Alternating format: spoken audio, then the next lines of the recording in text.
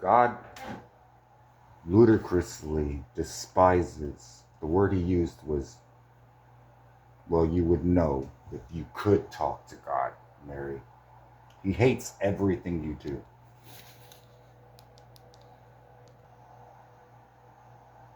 He hates all of this.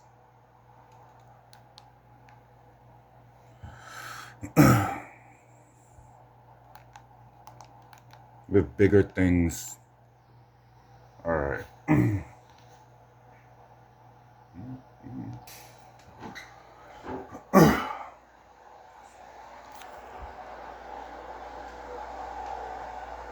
You, of course, would ask him, what do you want to say? Not a damn thing to this generation.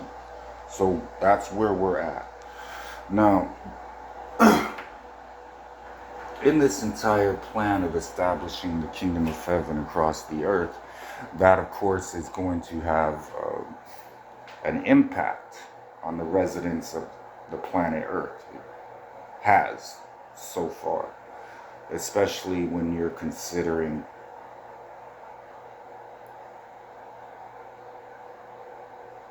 this truce, this peace treaty that we've been going for between the kingdom of heaven and the kingdom of darkness, which could be your guys' terrain.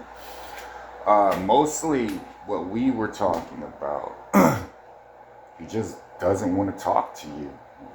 You're not as interesting as you think you are.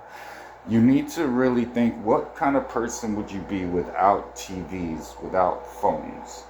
And if this is a simulation, then why did it take so long for phones and TVs to be created? So with that wisdom from heaven, understanding I'm doing this for myself.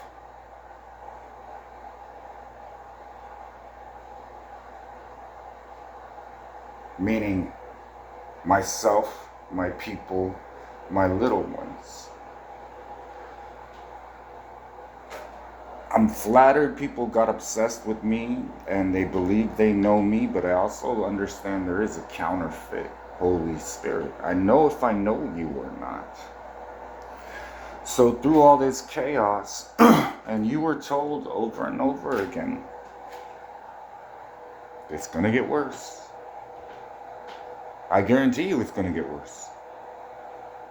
But I never misled you as the Messiah, minimal, if that's the role I'm in right now. I'm waiting for him to bring up something that he wanted to talk about. And we're letting you witness it because technically you were promised, since you drank from the cup, that you would judge the 12 tribes of Israel as well. I got Peter's opinion on it, Moses's, of course. We did this, they will all sing a song, only they know. Whole prophecy being fulfilled. He doesn't like that you're not letting him be a good wife. So you're going to have to, he's going to do something about it because he's not going to break a promise to me. So I think the first thing is that you guys need to be thinking about, know who you're talking to. Know who the God of Israel, Jesus, myself, knows if you touched one of his anointed, if you did his prophets any harm. Think clearly with a sound mind of who you are engaging with. There is a purpose for this retaliation. Now, it may seem like I'm rambling, but I also kind of understand all we're really accomplishing at this moment. I'm doing the work, and the devil is just listening. There's monitoring spirits. That's part of the Pistis Sophia. And then using it, hey, that is great. I am going to go with that, but I'm going to twist it to something that benefits me. And then convince them they are the victim. To us, you got exactly what you wanted, a life separated from God. Many of you, considering the resurrection,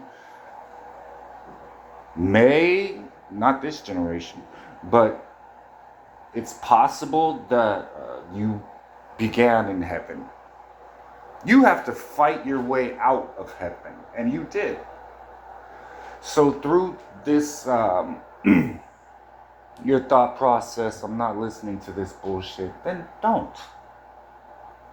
No one asked you to. This is not your concern. People are like, wow, I can't believe he's this harsh. No, the enthusiasm for the world has veered off into a different direction. I'm flat out disgusted. I just have to deal with it, is what it is. You're going to have so many problems.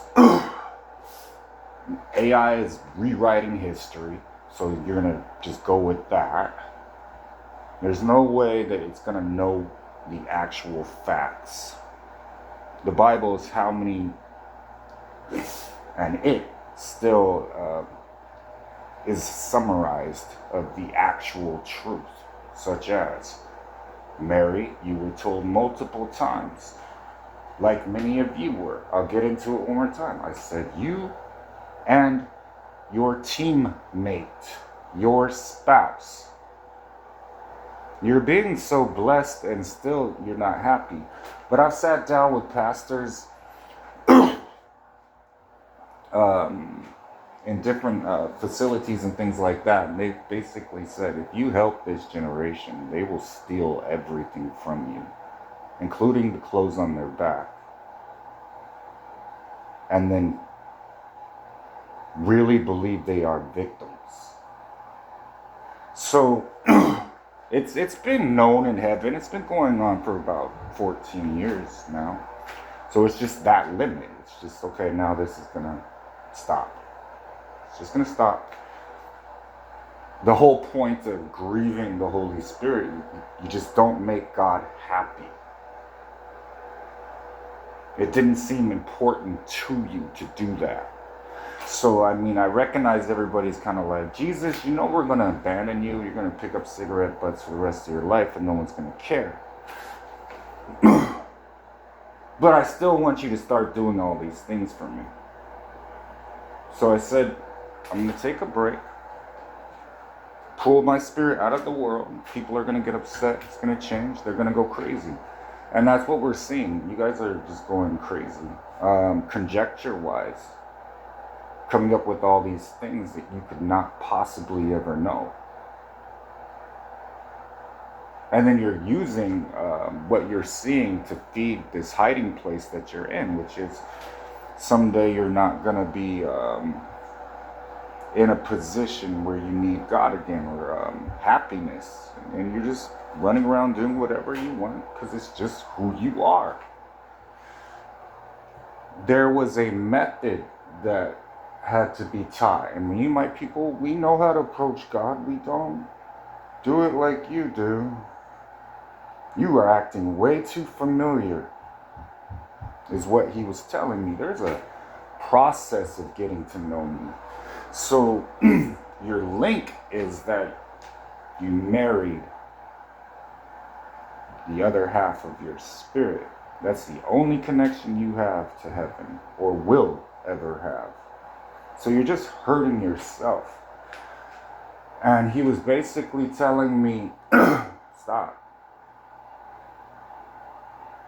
He just said, nah. He lost interest, really. And it was kind of focused on your marriages again. And his whole thoughts and words to you through the Messiah, Jesus himself, your husband, is you're preventing him from being a good wife through you, which was kind of the whole point of the Pistis Sophia, where the Holy Spirit is my consort. You're being Cherie, and it's problematic for you, me, and pretty much You and me and this complete failure that we have accomplished as a team, mostly because you won't do anything that he wants you to do.